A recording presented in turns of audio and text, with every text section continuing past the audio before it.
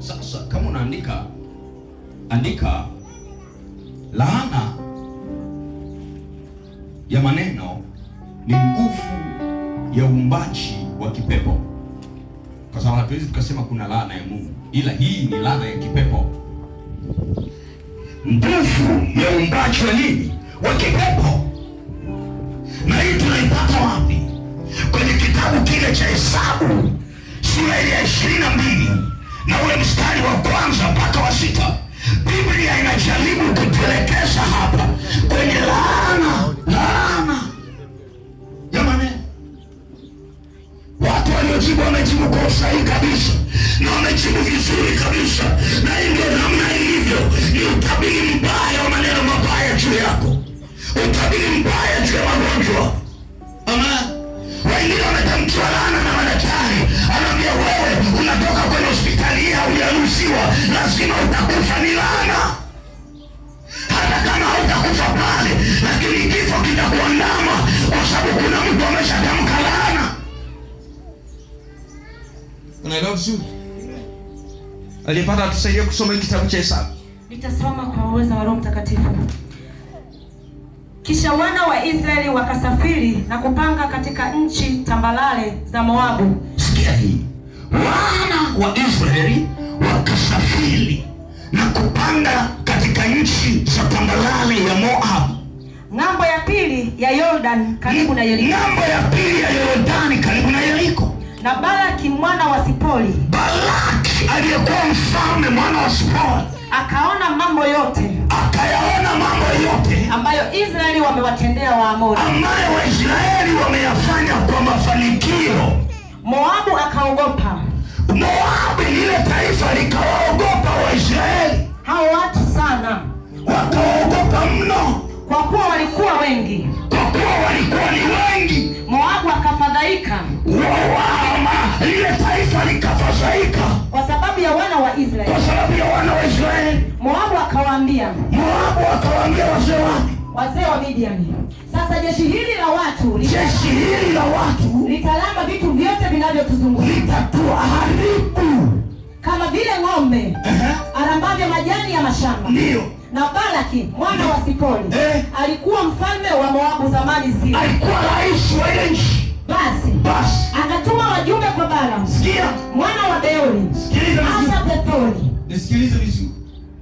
Huyu mfalme rais wa nchi akatuma wajumbe kwenda kwa mtu mwingine, baada ya kuona hawa watu wana nguvu, baada ya kuona hawa watu wana uwezo, baada ya kuona hawa watu wanaweza kunishinda, wana uwezo wa kutawala, wana uwezo wa kufanikiwa, wana uwezo wa kuwa juu, wana uwezo wa kuwa mbali, akatuma mjumbe kwenda kwa mtu alikuwa anaitwa Balaam, ulio kando ya mto mpaka nchi ya wana wa watu wake, kwenda kumwita akisema, tazama. Ametuma wajumbe kwenda kumwita Balaam akisema, anasemaje? Tazama, kuna watu waliotoka Misri. Kuna watu wametoka Misri. Tazama, wanaufunika uso wa nchi. Tena wanataka kunikabili mimi. Basi njoo wewe nakusihi unilaanie watu hawa.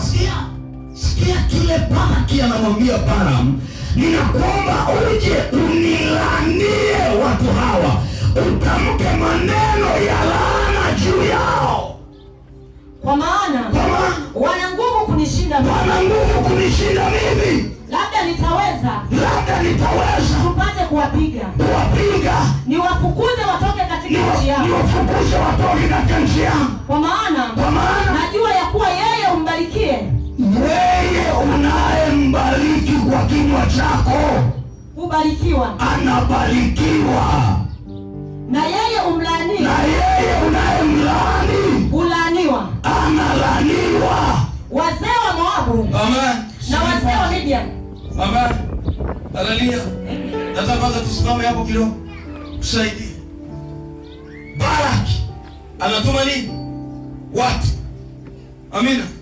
Waende wakamwite Balaam aje Kazi ya Bwana sio kuja kuomba kwamba hawa washindwe, sio kuja kukemea, lakini kitu ambacho Baraki anakitaka kwa Balaam, Baraki anataka jambo moja, maneno ya laana. Kuna mtu ananielewa? Amen. Niko na mtu. Baraki anachotafuta ni nini? Maneno ya laana. Maneno ya laana. Hatafuti uganga, hatafuti maombi, anatafuta laana. Maana yake ni nini? Laana iko juu ya maombi, laana iko juu ya kila kitu, na ndio maana kifungo cha laana ni zaidi ya uchawi. Mtu akiomba akasema, Baba, ninamwangamiza Sebastian, yale maneno hayana nguvu kuliko mtu kutamka akasema, Sebastian asifanikiwe kuanzia sasa, Sebastian alaniwe kuanzia sasa. Mwanzo sura ya 4 kuanzia mstari ule wa 10 mpaka ule mstari wa 14.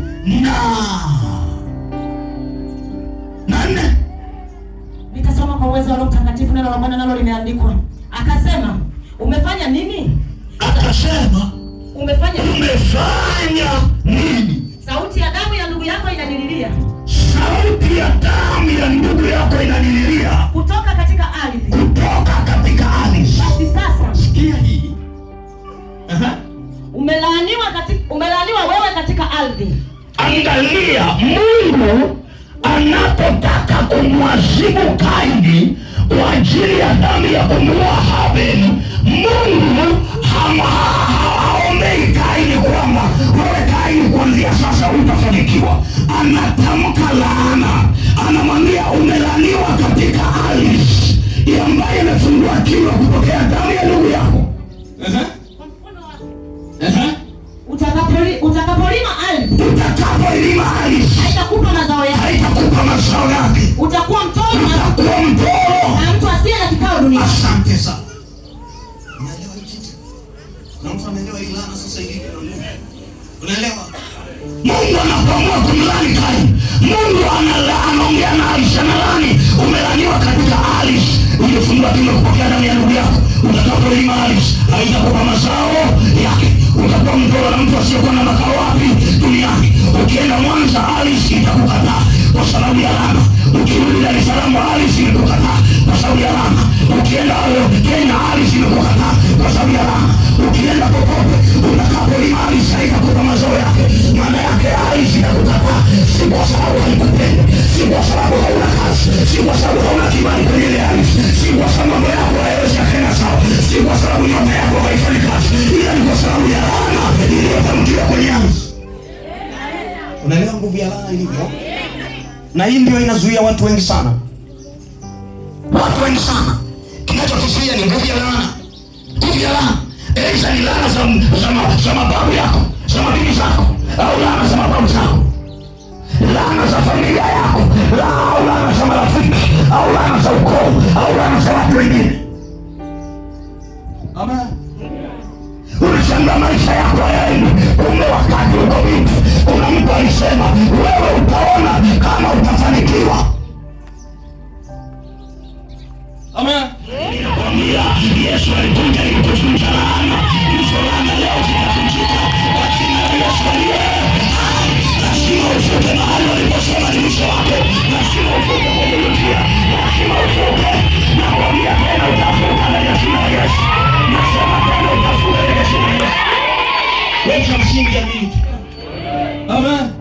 Sisi walitamkia laana, wakakufukuza, wakafikiria tutafika mahali. Na kuambia tumefika hapa na tunafika kule mahali waliposema hatutafika. Kwa jina la Yesu Kristo aliye hai, nami nakwambia utafika. Kwa jina la Yesu aliye hai, chochote waliposema, chochote walichopanga hakitakuwepo kwako. Unasema nabii sijakuelewa. Ngoja tutolee mfano huu unaweza kukusaidia. Angelina Kiyako yuko hapa. Yupo. Hebu nishukuru kwa. Yule mdogo wako naye aliyekuwa anasumbuliwa na uzazi naye ameshapata mtoto? Bado. Naelewa. Bado hajapata mtoto.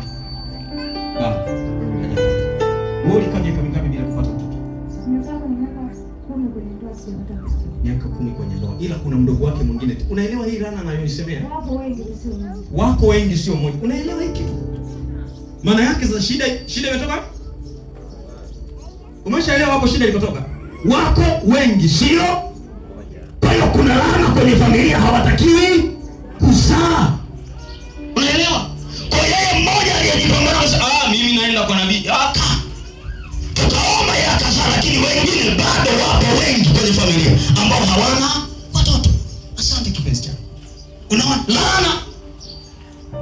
Kwa hiyo angalia kwenye familia yako wewe. Wangapi hamna hela kweli? Wangapi mna maisha magumu kweli? Unajitahidi sana kusema nifanye hiki kinagoma. Unajitahidi nifanye hili linakataa. Kila ukipata pesa unashangaa tatizo lililoibukia upajui. Hii ni laana. Laana ya familia ndio ipo. Ila nakwambia leo, wewe amini tu. Unapopita kwenye mafuta ya radi, ile radi itapiga laana zao.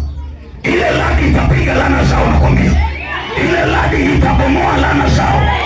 Mahali walipokuwekea vigingi, wakasema hautavuka vigingi, na kutamkia utavivuka hiyo vigingi kwa jina la Yesu. Kama wao wametumwa kusema laana, mimi nimetumwa kusema baraka kwa jina la Yesu. Kama wao wametumwa kutamka magonjwa, mimi nimetumwa kutamka uwe hai kwa jina la Yesu. Na kila laana itaondolewa kwako. Amen. Amen.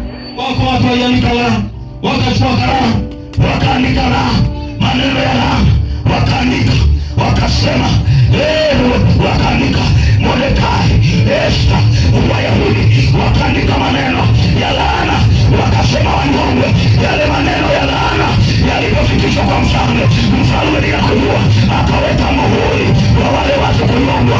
Hakujua ya kwamba wako watu wenye kuomba wanaoweza badilisha laana, wanaoweza badilisha laana.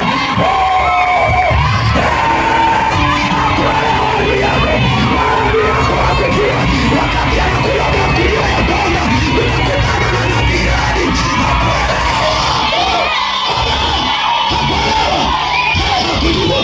walikuwa wanamchukulia Esta wa kawaida, wanakona na ulembo, kamepaka wanja, kamepaka shedo, wanasema haka Esta, haka ni kalembo tu, haka ni kuomba. Kumbe wasiolijua, usimtazame mtu alivyo, usiangalia ufupi wa nabii, kwa sababu angalia, yeye ni jenerali wa jeshi la mbinguni, yeye ni mwana wa Mungu. kama ilivyotokea kwa Esta, ndio inatokea na kwako leo. Kama ilivyotokea kwa Esta, nasema inatokea na kwako leo. Hawakujua. Wanaandika barua, Esta afe, Mordekai afe, Wayahudi wote wafe. Tena ujamaa analaani kabisa, wanyongwe, anapelekwa kwa mfalme. Mfalme haelewi, anagonga muhuri. watu wakampenyezea taarifa Esta, kuhani wa Mungu ambaye yuko tayari kubadilisha laana, atakamata ile barua, akawaambia Mordekai, kama msiponisaidia leo, hakuna siku nyingine ambayo utatusaidia. Esta akawaambia, fungeni pamoja nami. Mimi leo nakwambia, wewe amini tu kwa umefika hapa, wewe amini tu peke yake. Siku ya tatu, Esta akaanza ora kashatike kumbi, mpaka ya mama, nimeshikana, haichakula. Siku ya kwanza imefika, Shetani bila shaka akaanza mshangana, huyu si yule malkia inakuwaje panga mamashi. Wakati wanashangaa wao ni nani, ndio wanashangaa unapita hapo hapo. Haleluya, haleluya, wanashangaa. Alionekana mlembo tu, hawakujua kama kumbe ana Mungu. Kuna muda wanaturoga, hawajui kuwa tuna Mungu, hawajui kuwa tunaelewa, wanaturoga hawaelewi tu, wanatutamkia mabaya bila kujua. Esta anaendelea siku ya pili ya siku, siku ya tatu anashangaa, anakamata waraka, anasema Bwana, nabadilisha maneno ya adui zangu, nabadilisha maneno yao, kifo kitaoshwa wao, magonjwa yataoshwa wao, mateso yataoshwa wao, wagonjwa hawataolewa, wagonjwa hawatakuwa na kazi. Anabadilisha, wakati anabadilisha, akashangaa mambo yanatokea, akashangaa muujiza unatokea. Haleluya, haleluya, wanasifiwe. Wakati anabadilisha, akashangaa mbingu zinabadilika. Amen, amen, haleluya. Unaelewa? Mungu akubariki sana.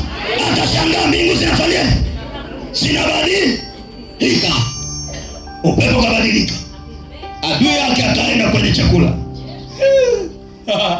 Anafikiria leo ndio tunamaliza kazi, tunaweka nini kitanzi?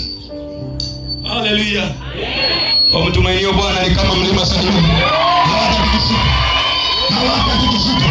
Kwa sababu wakati watu wanapoanza mabaya juu yao, Mungu huwazia mema. Wakati watu wanapoanza kufeli kwao, Mungu anaanza kuinuka kwao. Nami nakwambia, pokea kuinuka tena ndani ya jina la Yesu. Pokea neema ya kuendelea mbele kwa jina la Yesu. Pokea neema ya kusimama tena kwa jina la Yesu.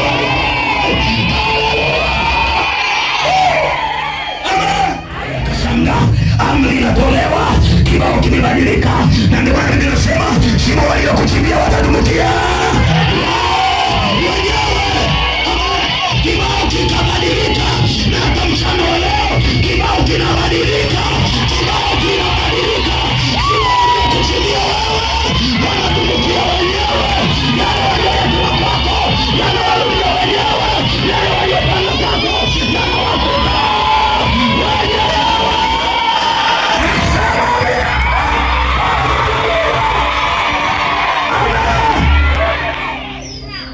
Adui zako watakujia kwa njia ila Bwana wa majeshi. Bwana, naipenda Biblia vibaya Mungu.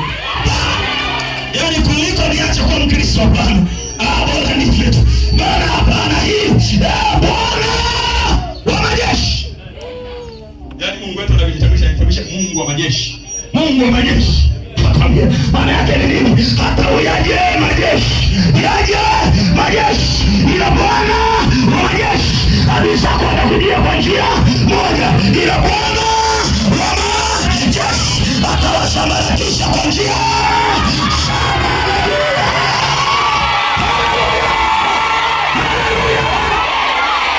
Bado kuna mtu anaamini kwamba yeye mimi nitakufa. Uko hapa unaamini wewe, acha ushamba. Wanaosubiri kifo chetu waache wasubiri, waache waendelee kufanya nini?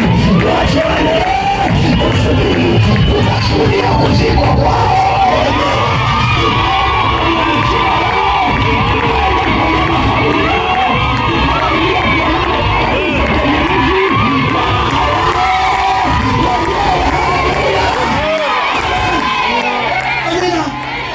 Sisi hatufanani na wao.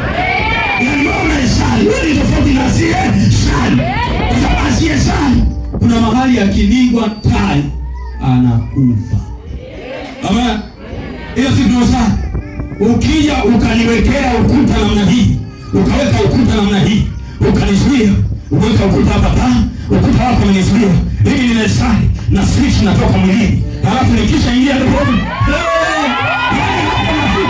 Kwa sababu nikisha ingia rohoni tena, sihitaji zile ndani kushuka, nikiingia rohoni niko sina.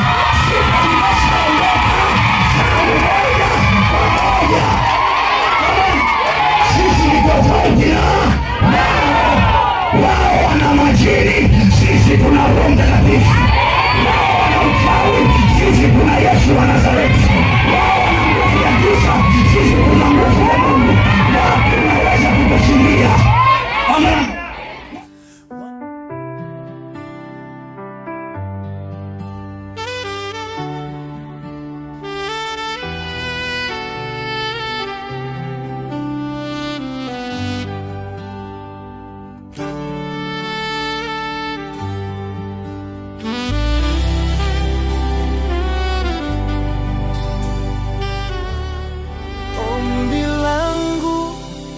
Bwana wangu, peke yangu sitaweza.